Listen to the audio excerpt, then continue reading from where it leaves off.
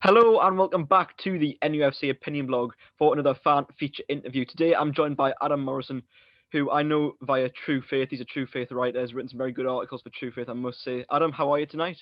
Good, thanks, Daniel.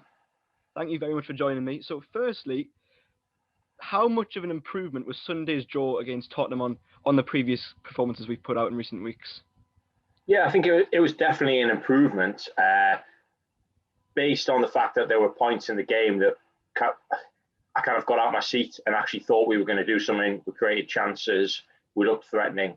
Whereas for the majority of games this season, we just haven't posed enough of a threat, and we've sat back. In the Brighton game was a perfect example of that.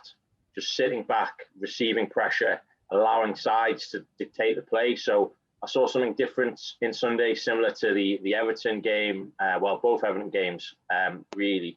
In what was probably the Everton game away, the best performance of the season. Yeah. So we actually posed a threat and we looked challenging, and we asked the Spurs some questions. And I did the Vox Pops for True Faith at the weekend, and I said in the pre-match one, I just want us to ask teams questions and make teams worried. And I said as well that Sanchez and I think Rodon as defenders just look like they want loads of time on the ball. I watched the Spurs Villa game a couple of weeks back, and I just said, I hope we just try and rush them, and we did that. And the first goal came from just applying that bit of pressure and not letting them have too much time on the ball. So that was definitely an improvement. And just the unfortunate thing was that a performance like that against me, if you said to me before the game, we'll get a point today, that I would have definitely taken that. And on its own, the performance was good, but in the position that we're in, it's just not necessarily good enough at the minute to sort of, we need wins, and that's the only thing. It's typical Newcastle. You can only really get excited for about 30 seconds after the game, and then you realise that. Well, 30 seconds after we scored as well. Yeah, exactly. But yeah, no, I think it was definitely an improvement on how we've been playing this season. Yeah. We go to Burnley the weekend coming. Of course, Burnley lost to Southampton this weekend. How do you see that one going? You look at the fixtures, and I think whenever you see Burnley away, you just think, oh no, going on sort of our most recent record at Turf Moor, it's not a really happy place for us. I think we won once there under Benitez a couple of years back, but since then we've not played well, and I think it was an awful game last season, although it feels like years ago now.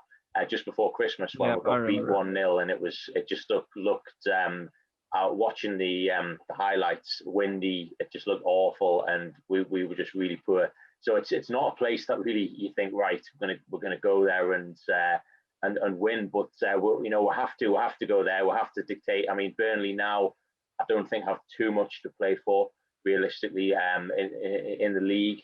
And I think we've got to go there and just try and put them under pressure. And it's great to see like Richie back in the team, because that's the kind of player we need at places like Turf Moor, who can harry the opposition, pressure the opposition, put them under a bit of pressure, and hopefully we can nick something. But I fear in a way it could turn into a bit of what the West Brom game was a couple of weeks ago. Very nervous encounter where we didn't quite want to make the first move, but we're going to have to go there and try and dictate the game, or we could be in trouble. Do you think we will have enough to stay up? I know it's a big question. Each day I seem to change my mind, but I'm veering on the side of I'm worried purely based on who we've got left to play. I don't think. I mean, I think when we after Project Restart, and when we realised there wasn't going to be any fans in the ground, that we will struggle against the top sides purely because we haven't got our own supporters. Because if you've got like Man United at home, Liverpool at home, with 52,000 in the ground, you've at least got that chance of the crowd getting behind you. But it's very, very difficult to play against the top sides without supporters. And I think just based on the running we've got, it's going to be very difficult. We had that run where we had the West Brom game, the Villa game, those games were Brighton as well. They were our big chances based on who we've got left to come, and we didn't take our chance there. So I am very, very, very worried, I have to admit. Yeah. If the worst was to happen and we were to go down, what do you think would happen in the immediate aftermath? And do you think we'd come straight back up or not? I have to say, I think we would struggle. I think we would struggle to come back up. I think we'd lose, first of all, Wilson, Almiron, and St. Maximin.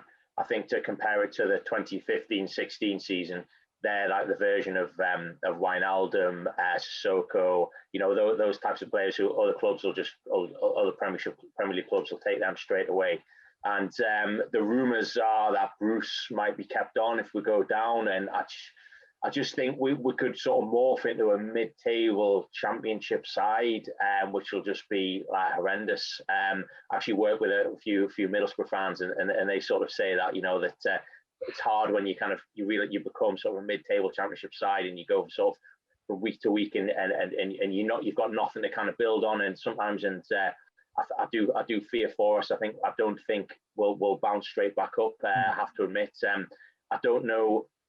I think these days as well, when we have gone down in the past, we've signed sort of like Dwight Gale, for example, these kind of good championship players, but not quite, haven't quite made it in the Premier League. I don't know if there's many of those around at the minute, and with the current situation, I don't know whether there'll be good transfer business to be done in the summer if we do go down. So I don't think it certainly won't be as plain sailing as well.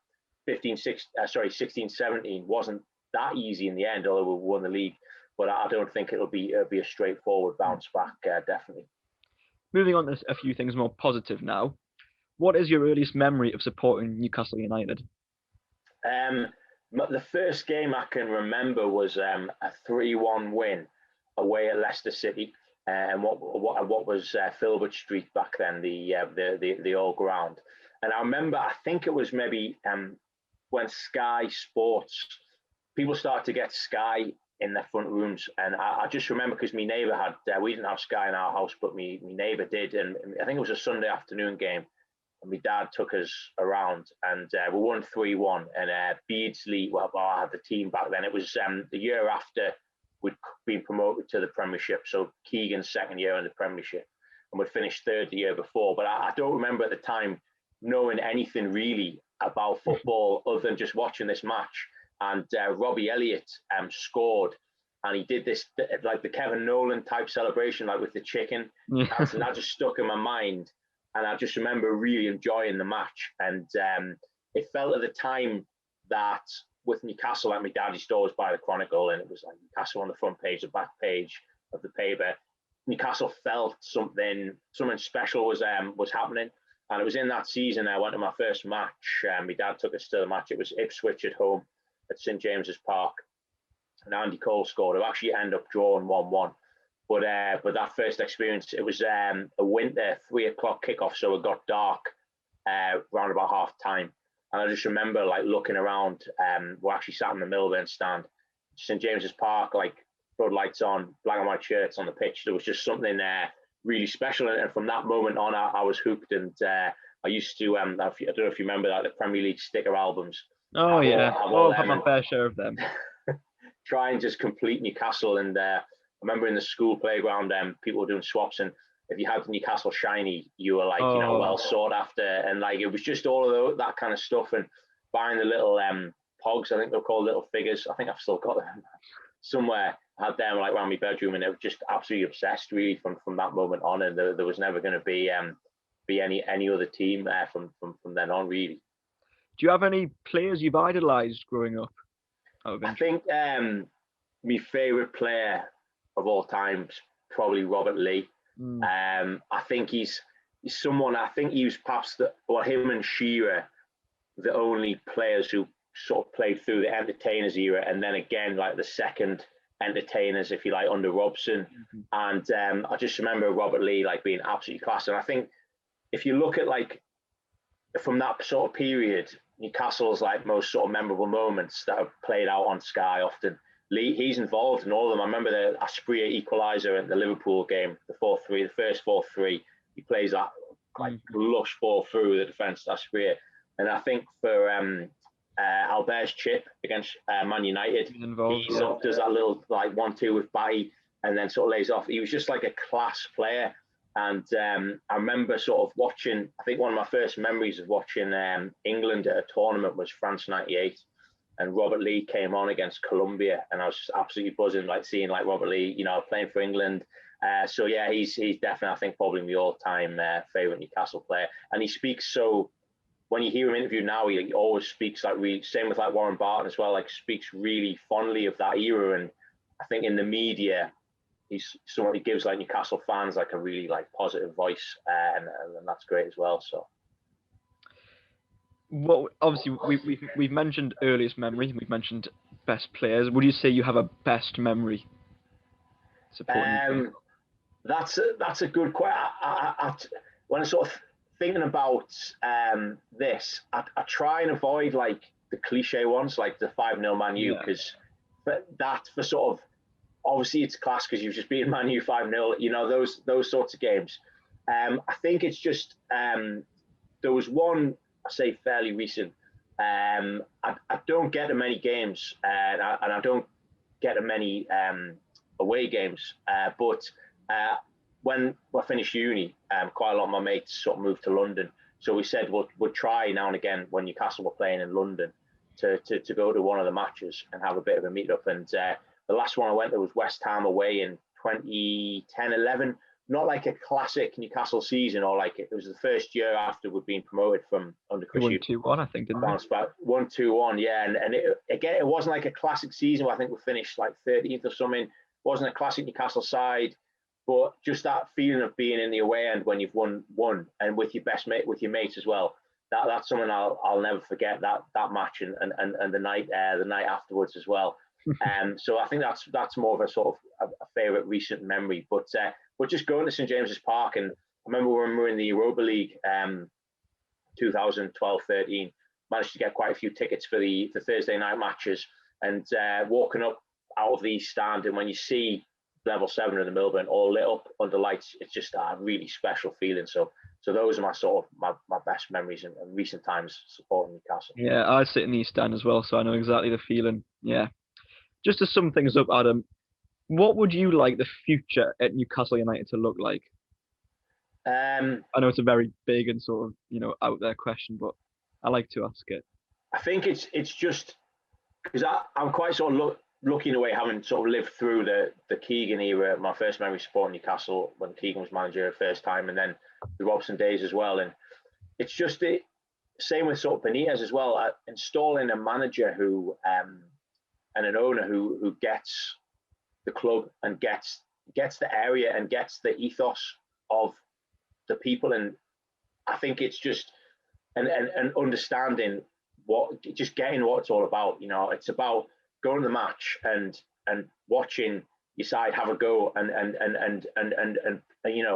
getting you off the edge of your seat, and just understanding that package. And if we haven't got to have the best players, and we haven't got to sign multi-million-pound players or whatever, but it's just assembling a side who just gives you something, gives you some hope, and gives you something to sort of cling on to. And I think sort of going back to, I remember like Keegan, he just like understood. He'd have the fans come to watch training, that kind of thing. He just understood what the area was all about and what the club could be. And it's just, as I say, installing an owner and a manager who buys into that. And it doesn't really matter who it is, just as long as they sort of understand that ethos. That's what I hope for. That's a really good thought. Yeah, I like the sound of that. Very good. Adam, thank you very much for joining me today. I really appreciate it. That sums things up. So thank you all very much for watching. And how are the lads?